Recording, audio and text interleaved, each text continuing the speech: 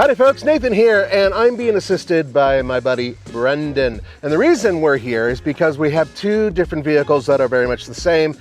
No, they're different. They're really different. But what they basically are is the Ford Escape.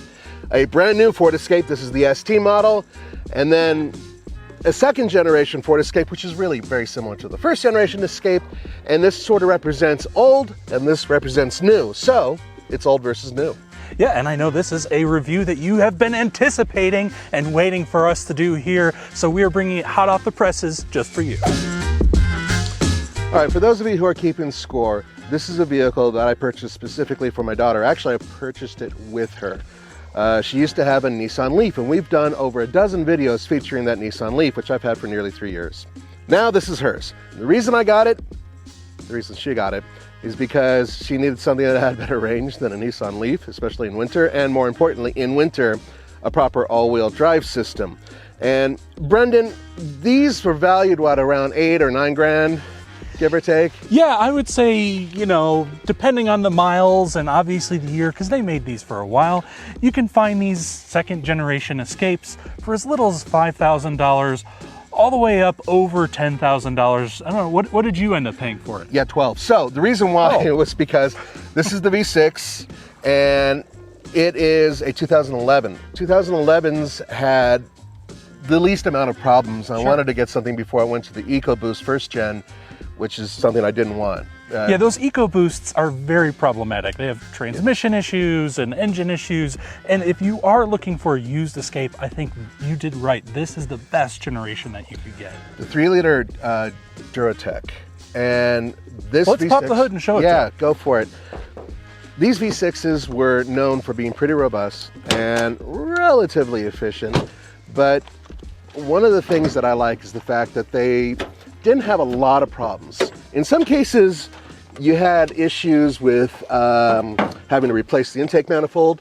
I've heard some stories about some transmission issues, but for the most part, these engines are relatively solid. What do you know about them? Yeah, I mean, this is the 3-liter Duratec V6, which was optional. So the base engine in these were just a 4-cylinder that put out... It was a 2.5. Yeah, 2.5 was like 170 horsepower. If you bumped up to the 3-liter Duratec V6, these put out about 240 horsepower, and you could get them in front-wheel drive, but most of these came with all-wheel drive. Now, oddly enough, these also came in a hybrid version. Yes. So if you got the hybrid, that changed the MPG. So this got about 20 miles to the gallon combined. Yeah. The hybrid got about 29. Some people are even saying they're getting up to 35 miles to the gallon on the highway on those. So this is the interesting part, and this is one of the things I wanted to talk to you about. So this model, all right, basically first and second gen, this brought in the hybrid. Then it went away. The hybrid completely vanished. Interesting. I mean, the Mercury Mariner was there as well. That obviously went away as well. Right. But this vehicle introduced that, and it was relatively popular, but then it vanished off the face of the earth when the new versions of the Escape came out with the EcoBoost. Right. Now they're back. Not this one, but they're we don't back. have the hybrid today, but yeah. Not only hybrid, but they have a plug-in hybrid as well. Interestingly, they actually did a lot of conversions on the hybrid versions of the first gen, so to speak, Escapes. And these companies were pretty popular, and these vehicles got incredible mileage. So it's interesting to see how there's a little bit of parity here between the old generation and the new one, especially because, here's the rumor, the Escape is going away. Oh, man. Well, it'd be a bummer. I wonder what they'll replace it with. So, Nathan, we're inside your daughter's Escape, and this is a pretty familiar place for me. I actually had one of my best friends owned one of these for a long time.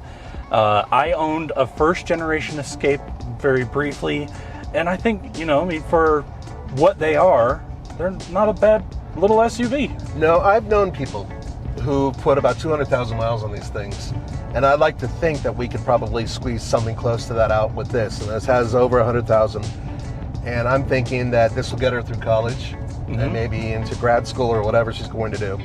And I wanted something that had a really good all-wheel drive system. I like the all-wheel drive system in these. When I got it, it had crap tires. The tires have been replaced. They're Duratecs. I like Duratec. The only problem is they're really noisy on the road. And this thing already doesn't have any sound deadening that I can find.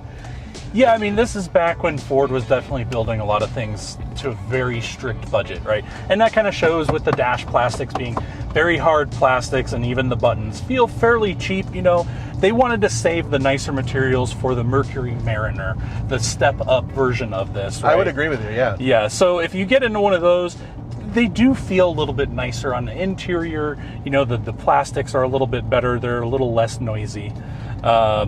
So if that's something that's important to you, I would look for one of those. They actually go for right around the same price, but they are definitely harder to find because they built way more of these. Yes, they did. Altogether, if you look at Ford's dominance in this area, when these came out, their sales numbers started to fly, and they haven't really come down. Yeah, there have been a couple dips, but for the most part, I believe that the Escape is still in the top 10 amongst all non-trucks that are sold in the U.S., period. And that's partly because of fleet sales. I mean, you and I both know that. But in addition, it is a popular vehicle. It goes up against the CR-V. It goes up against the RAV4. And it usually is a value proposition, usually. But I think Ford has gone the other direction from where they went here, and they've gone into this like luxury direction, you know what I mean? Yeah, it seems like most manufacturers are wanting to go to that high-tech luxury direction, but I really do miss the days where just a good basic utility vehicle was something that was really popular. And I think that the Bronco Sport kind of harkens back to that a little bit. I would agree. agree. I think that is why it has been launched with such fanfare and so much love. So there goes the Duratec. It's actually not weak, it's just loud. It makes a ton of noise, and it doesn't do that much. The EcoBoost up here is definitely king, and it's, you know, high elevation with a V6, not great. High elevation with a turbocharged 4-cylinder, not as much of a problem, right? Right. So, but I do like this engine. I really do like the Duratec V6. It was one of my favorites that Ford produced, partly because I rarely saw major recall issues or other issues, fire issues, those types of things. These were considered really strong. And in the 2011, these are considered some of the better engines that were out there leading up to that whole EcoBoost thing that they started. Brendan, I bet you're wondering what ST line means. I am, yeah. I know that there's an ST version of a lot of the Ford products, but I haven't heard of ST line. Black wheels and trim and no other additional performance. Oh. You want to pop the hood, speaking of performance? So it's basically a slight appearance package. Yeah, and I'm still not 100% sure about this color. 2-liter 4-cylinder engine puts out 280 pound-feet of torque. Wait a second, Nathan. You said 250 horsepower? That's only 10 horsepower more than the old Escape. Yes, but it has a lot more torque. Okay. 8-speed auto as opposed to the old Escape, which had a 6-speed auto. All-wheel drive systems are actually kind of sort of similar because they have the same principle, which is they're front-wheel drive vehicles. They detect slip, and then they can shift back a percentage of the torque to the rear wheels. But essentially, they're both front-wheel drive. However, interestingly, the older Escape is a little bit more capable off-road because it has higher ground clearance, better articulation, and has an all-wheel drive system that actually really does sit back in its rear. In other words, when you're off-road, it kind of can tell. It's all automatic. You don't touch a button in the old one. Okay. But what's weird is that this is the platform basically for the Ford Bronco Sport, which is one of TFL's favorite crossover SUVs because it's really capable off-road. Yep. And that's more like the old Escape. You know, I was thinking that exact same thing. If you think about it this way, the Bronco Sport is, I think, the truest successor to the first and second generation Escapes, whereas this is more a successor to the third generation Escape because it has kind of those swoopy lines and went less off-roader and more on-roader grocery getter. Now what's interesting is that the original Escape was built in partnership with Mazda, so there's a lot of components going back and forth between the Mazda Tribute and, of course, the Well, yeah, they Escape. built a tribute to the Escape, right? I guess you could say it that Yeah. way.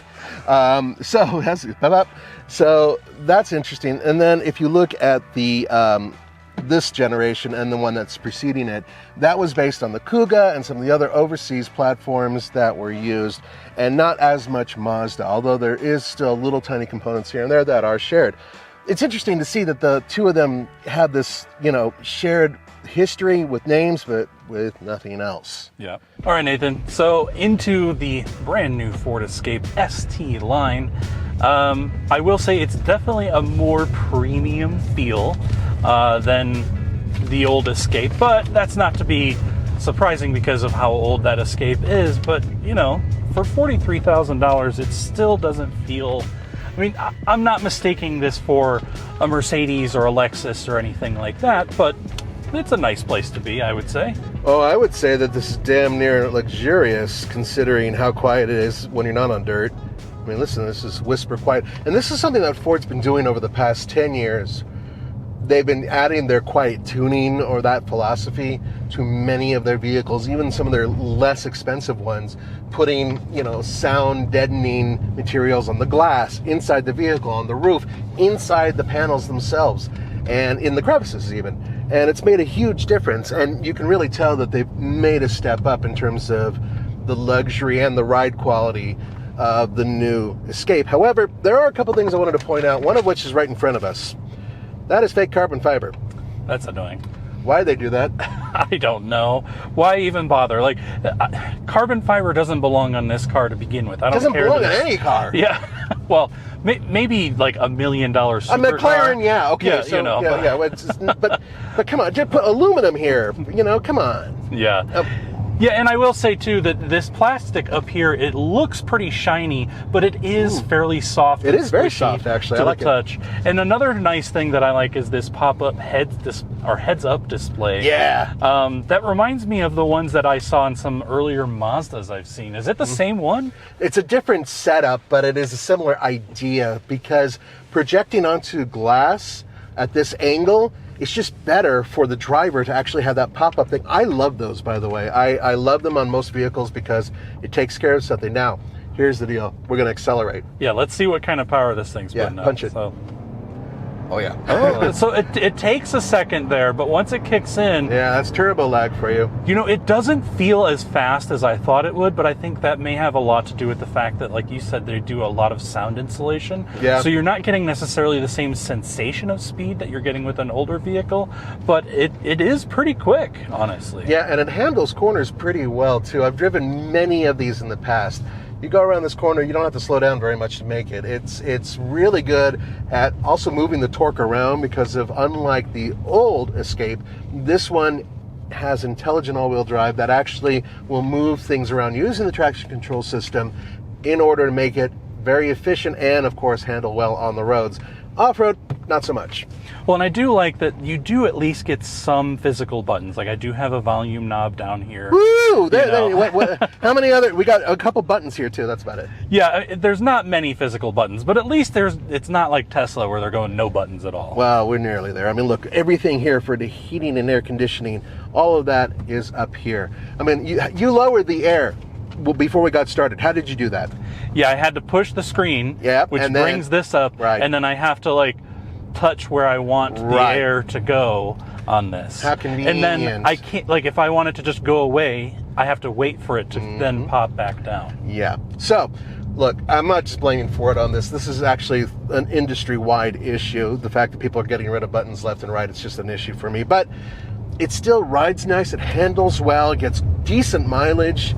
And I got to say that for seat comfort, man, these seats are really comfortable. Can I give you one minor gripe that I have with this car? So I'm going to stop here real quick and put this thing in park. Okay. And when you turn it off, this will beep at you until you click close, about checking the rear seats. Do you see how long that thing is going? Well, because our camera dude's in the back seat. Yeah. But the good news, when you hear the Ford thing, it's very similar to the one from the old Ford. That's one thing they have in common. Other than the name and the oval, that's the other thing they have in common. And that's it. All right. That's not my fault. That was my fault. I hit the button. Dude, you're doing that on purpose while we're rolling. He's messing with me, man.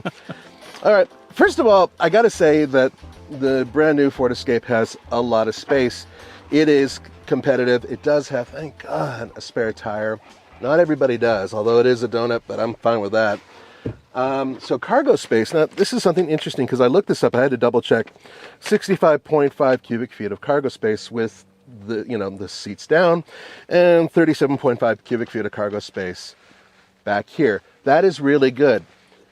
But come over here to the old one. Now, you may notice the shape is different, not as aerodynamic. Also, this does have this glass that can pop up as well, which I really do like having. Not everybody has that. I apologize for some stuff left in here. It's my daughter's car. She actually went through the trouble of kind of cleaning it. But check this out. This actually has more space. So if I put down those seats, it has a maximum cargo space of 66.7 cubic feet and 35 cubic feet back here. These things hold a ton. They don't tow a ton, though. Brendan, can you guess how much this tows? I mean, being a small SUV, I would guess somewhere around 3,000 to 4,000 pounds. 15.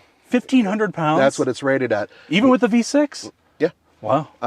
Now you can go up a little bit in class, but for the most part, that's what it's rated at out of the box. That, however, the new one is rated at 3,500 pounds. But if you get the hybrid of the new one, it can tow the same that this tows, 1,500 pounds. So if you're into towing a small little trailer, then that one without the hybrid is the one to get, eh? Yeah. The turbo is the way you want to go. By the way, you guys can't tell because you're not able to smell, but it smells like a 19-year-old girl's car. All right. Welcome to the interior of a teenage girl's vehicle. Sorry to do that to you. I just can't stand sitting there. The reason why is because I'm reminded constantly that my daughter doesn't listen to me, like having things hanging from the mirror. I hate that. I absolutely hate that. But this is revenge. Anyway, okay. Look at the design inside. Doesn't it remind you of the outside of the car? Yeah, it's also very squared off, very blocky. I like the very simple, chunky, easy to use buttons. I mean, my volume knob is gigantic. The knob to switch, how much HVAC you have blowing out is very big. It's it's kind of intuitive, honestly. I mean, even when you're looking at the steering wheel, you have the volume control as well as the cruise control buttons that are also very big, easy to see, easy to use. I noticed that as well. I call that interior the play school interior. The reason why is because, like a lot of toys for little kids, everything is oversized, and I'm very appreciative of that. What do you think of the seat comfort? It's adequate, I would say. It's not uncomfortable to me. I've certainly felt worse, but I wouldn't call it a comfortable seat. Yeah, I'm not a big fan, to be honest with you. Nobody else seems to complain about it but me, but that's because I'm big. So I figured a fairly large man like yourself would probably find it the same thing. All right, one final question. So all the gauges, all the placement, everything else is really simple, right? Mm-hmm. Look down in front of the shifter. There's a little chrome thing there, and it says something interesting. So Sync by Microsoft. This is when Ford teamed with Microsoft to help develop their infotainment system. That's right. So the original Sync system did not come with a screen. It initially was just something that worked with your basic media system. And it wasn't anything special, to be honest with you. Nowadays, I think we're up to Sync 4 on the new vehicles. Maybe it's even 5 in some cases. But because this brand new Ford Escape has been completely revised. I mean, it's got a facelift, the interior's been updated and everything else. I want you to now look at this and think about the difference between 12 years. Notice, if you will, my friend, that you have red stitching on the steering wheel. Yeah, okay. You have red stitching on the seats. Okay. Piping too, kind of. It's the way they did it. And then on the door panels as well, you got some neat little red stitching. So that's all part of the ST line. Well, Nathan, it's even on the center armrest. Well, yeah, I mean, of course, if you're going to go that far, because on a vehicle like this, that's really expensive for the class that it's in. That's what you need. Now, what you're looking at is an all updated IP, and of course, that center display. All of that is updated, brand new, and yeah, it's nice. I honestly am not all that in love with it, but do you notice that the design of this really doesn't say anything about the exterior of the car, unlike the other one? Well, I mean, The exterior of the car is very swoopy. Yeah. And I will say the interior on this is, I mean, it's more swoopy than the second generation Escape. Well, of but I course. wouldn't say that it necessarily mimics the exterior of the car. Yeah, but I kind of like it when people have a theme that they continue into the interior of a vehicle, right? And in this case, it's just like, okay, it's a nice place to be, but it just doesn't really do anything for me. And I think my problem, and I don't know if you're hip on this, but the whole thing is the Sport, right? The Bronco Sport has spoiled me because it is a theme on the outside and the inside, and this isn't. See what I'm going with this? I think that what they're trying to get after here is the person that wants an SUV to not do SUV things. They just want, it's the kind of same person that would have bought a sedan 20 years ago. But nowadays they like to sit up higher and they like to have a rear hatch rather than a trunk. And I think that this is kind of doing the best of that interpretation of being a lifted car. Yeah, well, it doesn't really sit with me in terms of the fact that these are related. So this one and the first and second gen are somehow related, but they just don't really seem to carry the theme over, is sort of my issue as well. This is basically their sportiest version of it, and it's got a lot of power, as you know, and it handles quite well, as you know. However, bottom line is, this is a remarkably expensive vehicle for the class that it's in, and I think you'll agree on that. Yeah, I think for that amount, for $43,000, you're pretty much already up into the next level of SUVs. You can get a fairly decently optioned, like a Ford Edge for that kind of price. And I think that this kind of becomes a difficult sell for me. At $30,000, it's not a bad little SUV, but $43,000, I don't know. Yeah, me neither. Anyway, guys, let us know what you think in the comments below. And would you be willing to buy a used one of these or a new one of those? I'm kind of curious.